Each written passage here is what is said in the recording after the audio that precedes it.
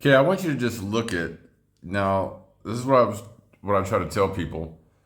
And Sean, if you're listening, if you're watching this, I want you to just watch the amount of people that are falsely accused of rape, and just how many.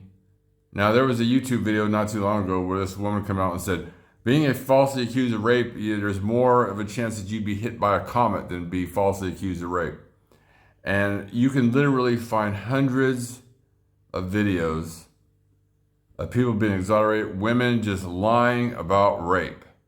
Lying about rape. It's almost an it is an epidemic. It's a fucking epidemic. And it'll just go on and on and on and on. And I'm guessing this probably just scratches the surface. I've been falsely accused of rape. I've been falsely accused of domestic violence. I've been falsely accused on several occasions. One time I even, when I was in the military many years ago, tried to help a drunk woman get to her car. And we were just following her a little bit to make sure she got to her car because she was drunk. She had been passed out and she woke up. But we had the good sense to walk across the street. But even just walking across the street and looking at her, her friends had been watching us from the back and then called us potential rapists. And all we were doing was just making sure she got to her car because we knew that she had a boyfriend, that we saw him earlier, and he was up the street. We were just making sure she didn't fall down again because something had happened. There was something going on. So we had the good sense to stay across the street. But for our good deed, we were almost mobbed by a group of people. This was in Kentucky. This is back in 1990. Because I just joined the military. I just got back from Korea. And they basically accused us of being stalkers. And when somebody had walked up, another group of guys had walked up, and they heard the girls pointing to us saying that we were there to rape that girl. And the mob of people that were there, probably a good 15 people, turned and started talking about us and saying, "Oh, these guys are and we immediately got the fuck out of there." This is what I'm talking about.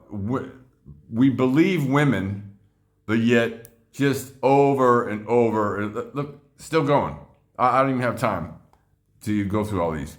It's crazy. So it's no wonder that people, and then women will say, "Oh, I'm scared of not being believed."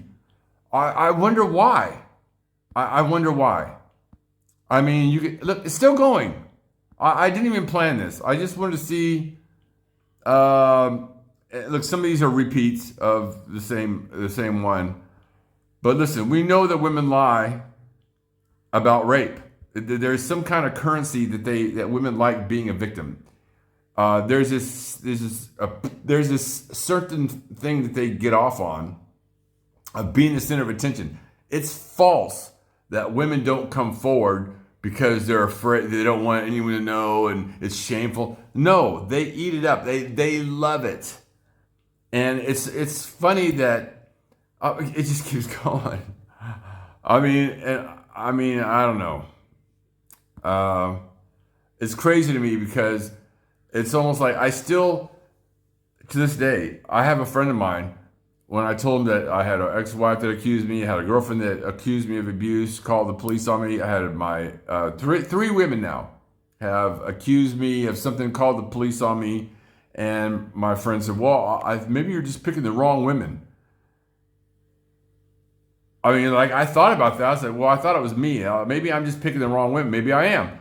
But how do I pick all the wrong women on different continents?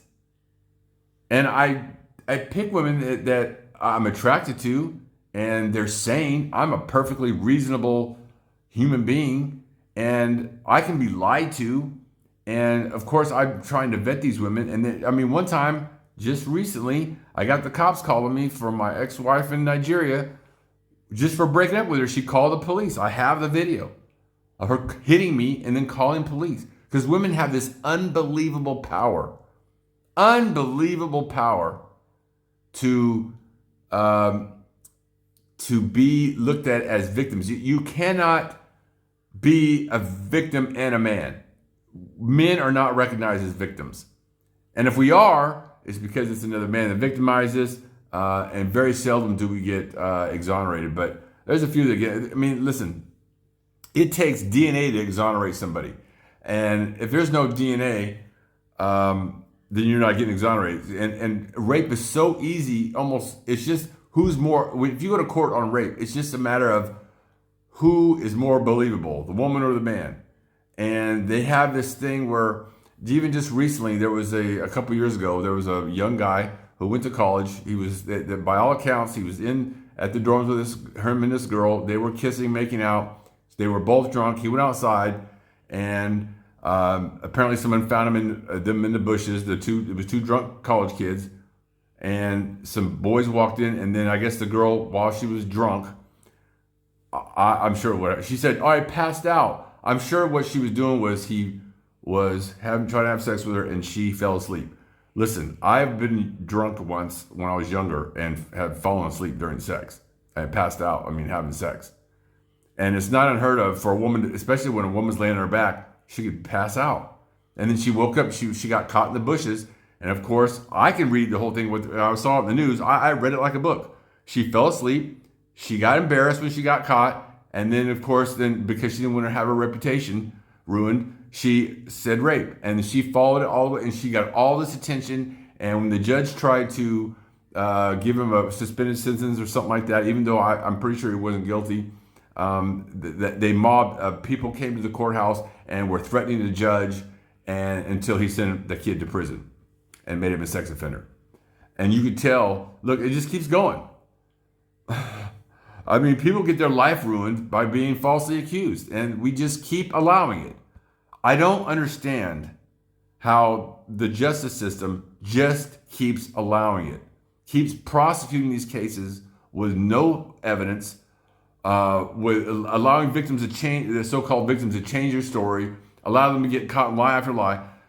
Even in my own case, my ex-wife was caught lying several times, lost her real estate license, admitted that what she did, and they swept it under the carpet and continued to charge me. They even had me in jail on accusations, and they had my bail at $1 million, with no evidence, as if on shaky testimony that was later on found out it was coerced, and $1 million bail. I'm not a murderer. Nobody was murdered. Nobody was injured except for me. And I was in jail on $1 million bail. You can't make this stuff up. I mean, look, it's just gonna keep. I'm not gonna keep going with it, but it's crazy.